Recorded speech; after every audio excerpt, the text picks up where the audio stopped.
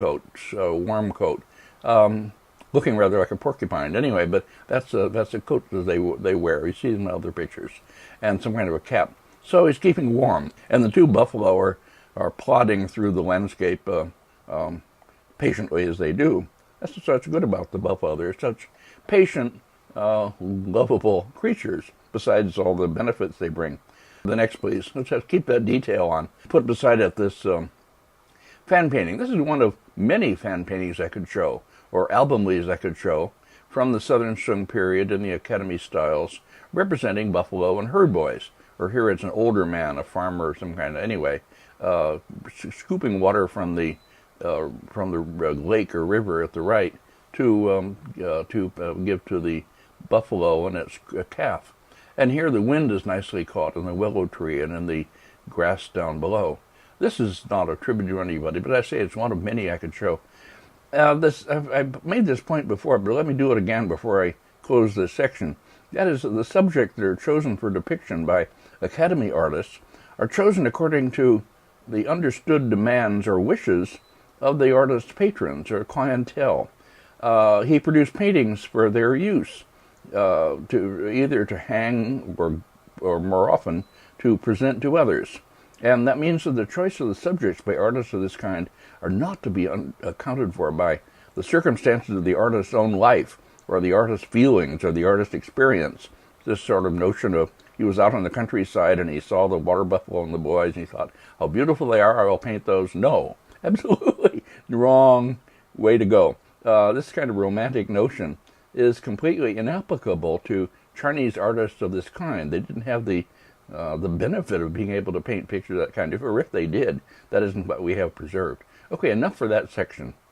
No, not enough. This is such a popular theme in Southern Shung Academy style painting that I want to talk more about it and show more examples.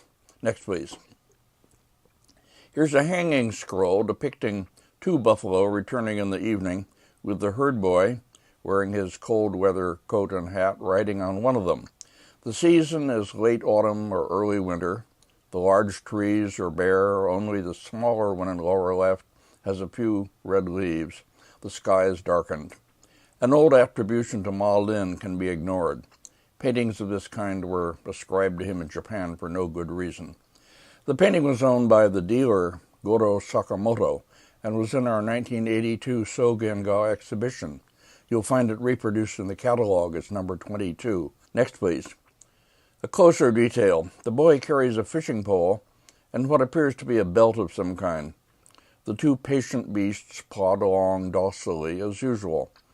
It would be difficult to do a stylistic study of these because so many of them don't appear to differ much in style, whatever the period and the supposed artist. Next. In the tree high above them, two birds perch on a bare branch near their nest. These two are probably seasonal indicators, significance of which I'm missing in my ignorance of these matters. Next, please. A similar painting, shorter and less well preserved, also ascribed to Ma Lin, was also in our Sogenga exhibition, number 20, owned by the dealer Setsu. The two appear at first to be so similar in style that one might wonder whether they were originally a pair, or part of a four-season series.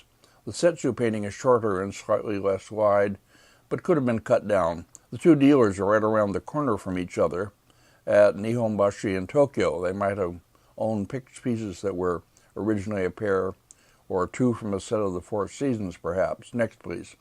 I have just one detail from the Setsu painting, this one, showing the boy riding on the rump of the ox, a fishing pole stretched out behind him, playing a flute. This is what C.C. Wang and I tried to get the little boy in Taiwan to do long ago. Looking at it longer, we see that the hoofs of the buffalo were depicted quite differently from those in the other painting, simplified into strokes of dark ink. And the tail of the beast has little curls in it, and so on. There are differences, so they are by different hands after all. Next, please. In our last lecture in this series, which will be on paintings associated with Chan or Zen Buddhism, I'll show this painting, which may be by a Southern Shung artist. I'll introduce then. For now, I'll say only that it probably belongs to a series of the so-called 10 ox herding pictures. You can find one set of these, Japanese in origin and a few centuries later, reproduced and discussed in the book Zen Painting and Calligraphy by Jan Fontaine and Money Hickman, number 49, pages 113 to 118. For now, I'll say only that the pictures represent stages on the way to enlightenment, and that this one would represent the fourth stage, catching the ox. Some ox-herding pictures preserved in both China and Japan originally belonged to such series. Next. The boy with his whip has managed to get a rope attached to the ox's nose and is trying to tame the beast. Next. Mythical or real personages who figure in Chan anecdotes often ride on oxen, as in this Chan meeting picture, in which a secular figure, seen at the right, encounters a Chan adept holding a pole and sitting on an ox. Next. A whole long study could be made of the ways in which the buffalo appears in Chan paintings and what it represents. Paintings of this kind are found almost entirely in Japan, since they belong to a large class of Chan or Zen paintings that was not preserved and transmitted in China. And of course they are to be understood, insofar as they can be understood at all, very differently from the kind of political associations that paintings of oxen and herd boys often took on in China. Here is a subject for a book by somebody. Next. Now I'll conclude by showing a number of buffalo and herd boy album leaves, without attempting datings or attributions for the most part. Here to begin with is an especially fine one in the Seattle Museum, a fan-shaped leaf depicting a boy following a buffalo across the foreground, with a mysterious forest of trees receding into misty distance above them. The boy holds something, maybe a bird he has caught, on a stick. Next. The buffalo is more strongly modeled than usual, especially its haunches and its ribs. The boy is also drawn with unusual care and strongly characterized, shock-headed, hunched over, thin-legged, and barefoot, looking even a bit sinister, unusually for a low-class figure in a Sung painting. One would like to know who the artist of this one was. Next, please. The painting on the left is in the Tokyo National Museum and is attributed to Xiaogui, a great master who will be the subject of Lecture 11B. The one at right is in the Palace Museum in Beijing and is anonymous. From the style, it appears to be a late Sung work by some artist working in the late Fan Quan manner, close to Liang Kai.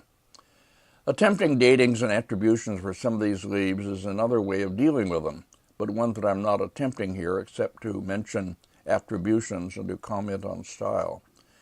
This one indeed appears to have some chance of being by the great Xiaogui, with its middle ground softened by mist and expertly rendered with blurred brushwork, the further hills seen as rounded ridges, the nearer one shaped, the further one only a silhouette. We'll see similar passages in Xiaogui paintings later. More engaging is the detail of the buffalo calf at lower right, coming to join its mother as she wades into the pond, with the herd boy astride her. The leaf at right is colder in all senses, with the reluctant buffalo pulled along by a rope over snowy ground. Next, please. Two album leaves from the old Freer collection, the one on the left bought by him in 1911, the one on the right in 1915. I mention these dates because the success that Freer had in recognizing and purchasing genuine and important early Chinese paintings during that second decade of the 20th century, far ahead of other Western art collectors and scholars, has recently become a matter of interest to me. The 1911 leaf was the first leaf in an album of such leaves. They were commonly collected into albums and sold as groups, but the one at right was an individual purchase.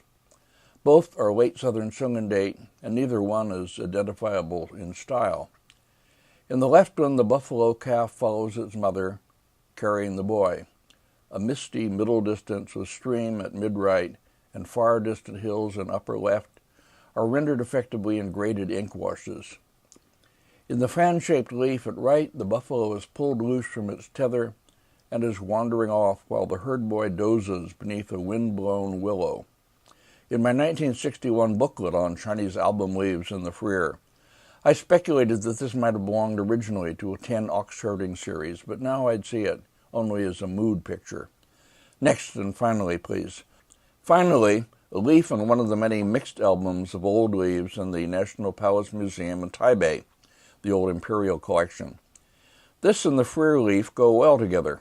Both are mood pictures without distinctive style, and both feature wind in the willows.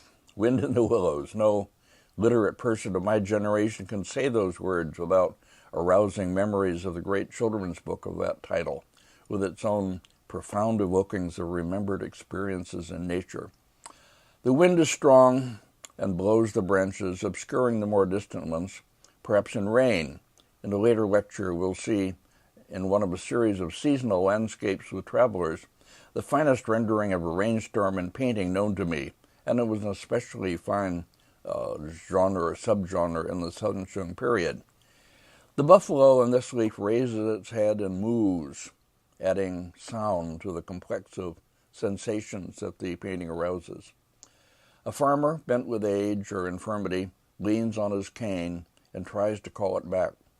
A scene left unresolved, and with it I'll close this long additional section devoted to buffalo and herd boys or herdsmen, paintings that make up another of the deeply engaging categories of Southern Shung Academy style painting. Now we'll look for a while at Southern Shung Academy paintings of fish swimming in water, beginning with this one in the Metropolitan Museum of Art, attributed to an artist named Zhao Kexiong. It's an album leaf painted in ink and white colors on silk, 21.5 centimeters in height by 25 centimeters wide.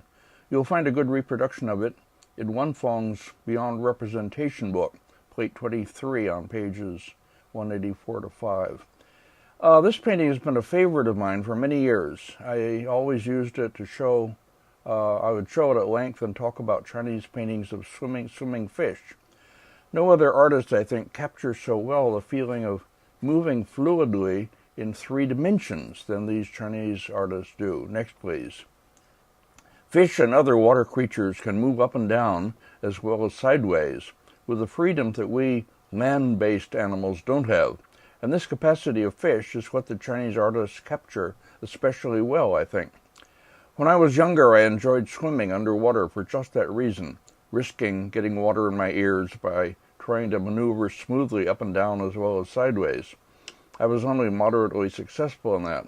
Only fish can do it with a real smoothness, the complete escape from inhibiting forces such as gravity that fish enjoy. Next.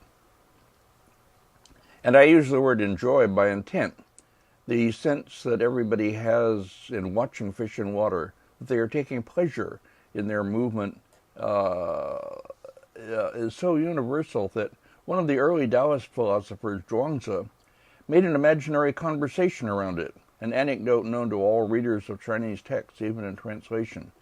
Let me just do it from memory. You can look up the more textually accurate version of it in any book on Zhuangzi, such as Arthur Waley's. In the anecdote, the 2 philosophers, Zhuangzi and Huizi, are standing on the bank of a river, looking down into the water. And Zhuangzi says, "Look at the fish, how they swim around, how happy they are." To which Huizi responds, "Since you were not a fish, how can you know whether the fish are happy?" Zhuangzi comes back with, "Since you are not I, how do you know whether I know if the fish are happy?" Huizi responds, "If, because I am not you, I cannot know whether you know if the fish are happy, then, because you are not a fish, you cannot know whether the fish are happy." Zhuangzi says, "Let us go back to the beginning." Ha ha! And it goes on from there. That's wonderful. Anyway, that's close enough. That's not a real translation, but it will do. Okay, next. A fan-shaped leaf, similar in subject and style, this one in the Palace Museum in Beijing, reproduced in the Big Book of 100 Shung album leaves as number 6. The slender, supple fish portrayed in both leaves are, according to an essay by Ho Mei Sung that I'll speak about later, these fish are called Tiao Yu, a long, slender member of